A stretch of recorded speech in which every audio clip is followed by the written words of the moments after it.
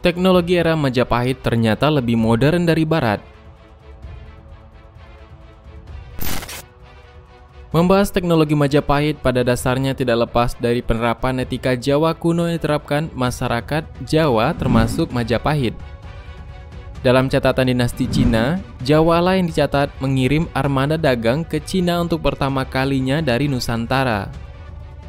Dan duta Jawa ini dicatat dalam sejarah Liu Song pada tahun 420–479 Masehi. Setelah Jawa, lalu diikuti oleh Sumatera sebagaimana dicatat dalam sejarah dinasti Liang pada 502–557. Baru kemudian diikuti negara lain di Nusantara. Dan sekalipun bangsa-bangsa di Nusantara juga kemudian dicatat melakukan perdagangan yang sama, namun tetap tidak ada yang seintens sebagaimana yang dilakukan oleh Jawa, termasuk tentu saja yang dilaksanakan oleh Majapahit. Lalu bagaimana kemajuan zaman pada era Majapahit tersebut? Kita akan melihatnya.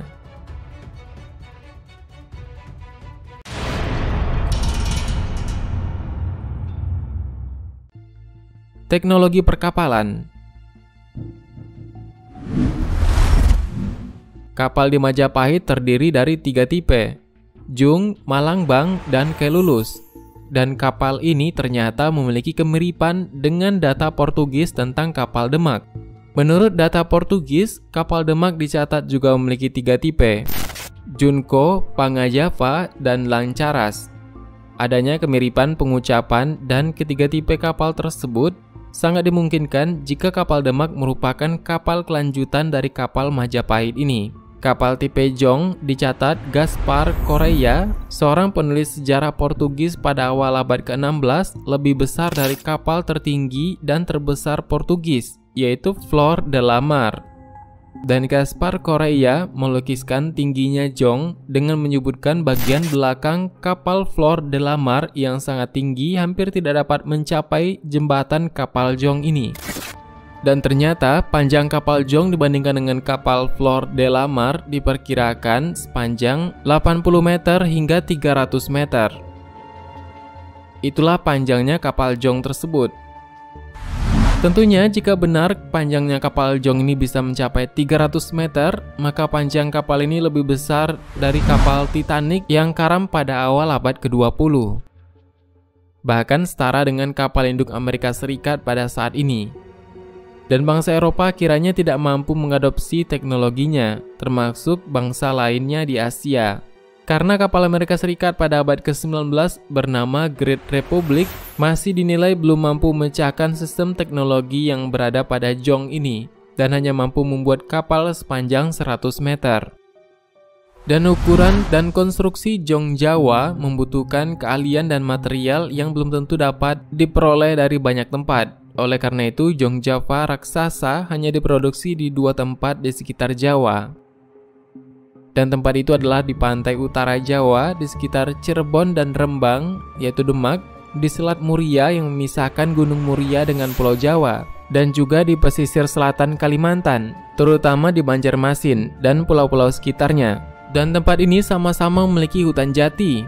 Tetapi galangan kapal di Kalimantan tetap mendatangkan kayu jati dari Jawa, sedangkan Kalimantan sendiri menjadi pemasok kayu ulin. Sebagaimana dilihat pada Kidung Panji Wijaya Krama Ronggolawe, disusun seawal tahun 1334 Masehi, menyebut bahwa Jong bertingkat 9 atau Jong Sasangawangunan pada saat peperangan dengan Mongol pada 1293 Masehi. Ia tampak seperti gunung berapi karena dekorasi awan petir yang berkedip-kedip dan berkilauan. Layarnya dicat merah. Ia membawa 1000 orang dengan perlengkapan gandiwa atau busur, bedil, tameng, towok atau lembing, kantar atau perisai panjang, dan baju rantai. Itulah gambaran sekilas mengenai kapal raksasa yang ternyata berada di Nusantara. Dan kehebatan teknologi Majapahit tersebut, serta bahan-bahan yang digunakan pada perkapalan tersebut berada hanya di Nusantara. Selain dari teknologi perkapalan, kita akan melihat teknologi logam yang juga sangat terkenal dan mampu mengalahkan teknologi logam yang berasal dari India. Teknologi logam sangat penting karena sangat mendukung teknologi perkapalan. Dengan hadirnya teknologi ini, maka banyak yang dapat dibuat barang-barang yang tidak dapat berkarat saat terpapar air laut yang sangat lama. Keunggulan teknologi logam di Jawa diantaranya dapat dilihat sebagai berikut. Pada masa lalu, hanya sedikit dari jenis logam yang dikenal dan digunakan oleh masyarakat. Menurut tradisi India, dikenal dengan adanya 8 logam yang penting atau Astalohamaya. Di India juga dikenal dengan adanya paduan logam. Dan paduan logam itu dikenal dengan istilah Astadhatu atau Pancaloha, terutama untuk membuat arca.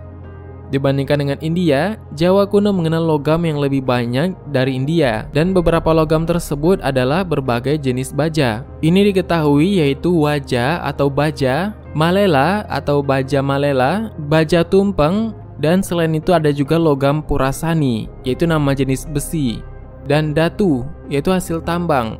Logam terutama tambang yang berwarna merah. Namun karena datu merupakan bahasa Sanskerta, maka dapat dikatakan jika logam datu sebenarnya juga dikenal di India. Hanya saja wujudnya seperti apa, kita masih belum mengetahui secara pasti. Dan menurut Childe, pemanfaatan teknologi logam dalam kehidupan manusia dijadikan salah satu tolak ukur tinggi rendahnya peradaban suatu bangsa. Dengan adanya waja, malela, dan waja tumpeng, maka dikatakan jika teknologi logam Jawa pada masa lalu tentunya sangat maju, karena sudah mengenal tingkatan logam seperti jenis baja ini. Teknologi ini bahkan dapat dikatakan lebih baik dari teknologi logam di India sendiri. Hal ini karena di Jawa mampu membuat logam yang lebih keras dari yang telah ada sebelumnya. Dan mengacu pada pendapat Childe, dapat dikatakan jika peradaban Jawa sebenarnya lebih maju dari peradaban India pada beberapa aspek.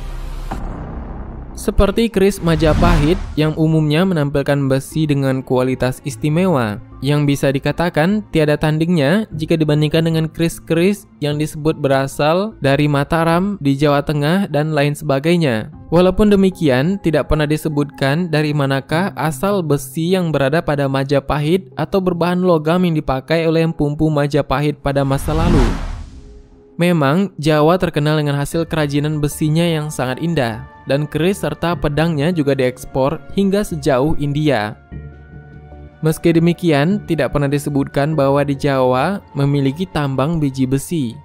Meskipun ada kaitan legendaris antara kerajaan Pajajaran di Jawa Barat sebelum tahun 1500-an dengan para pandai besi yang bisa menunjukkan bahwa di pegunungan Jawa Barat daya sudah pernah ditambang biji besi yang mengandung titanium.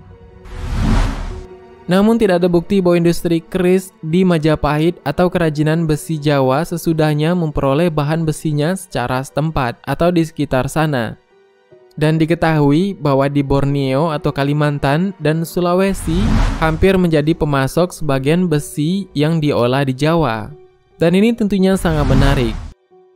Nusantara ataupun Indonesia sekarang tentunya sangatlah kaya dengan sumber daya alam yang tidak dimiliki oleh negara-negara lain di dunia. Keistimewaan-keistimewaan ini ternyata sudah ada sejak masa lalu, dan hingga sekarang kita masih tetap melihat penggunaan sumber daya alam yang berada pada Nusantara pada saat ini. Tentunya kepandaian logam seringkali berperan dalam pembentukan negara serta penciptaan kekuasaan pada masa lalu.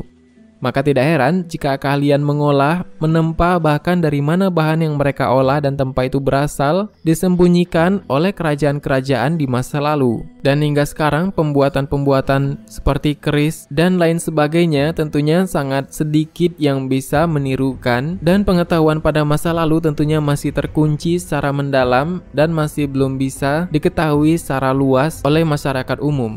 Mungkin itu dulu teknologi-teknologi yang berada pada Majapahit pada masa lalu, dan peradaban Jawa pada saat itu sudah sangat banyak mengejutkan dan pelayarannya hingga mencapai negara-negara lain, dan hal itu masih dicatat oleh kerajaan-kerajaan lain di luar sana, dan ini tentunya sangat menakjubkan. Mungkin itu dulu pembahasan kita pada hari ini. Bagaimana menurut tambahan? Silahkan berikan tanggapan dan komentar di bawah. Sebenarnya sangat banyak hal yang belum akan kita bahas. Tetap nantikan video selanjutnya, jangan lupa subscribe dan klik ikon lonceng yang berada di sebelahnya. Terima kasih sudah menonton hingga akhir video ini. Kami doakan semoga sehat selalu. Sampai jumpa lagi.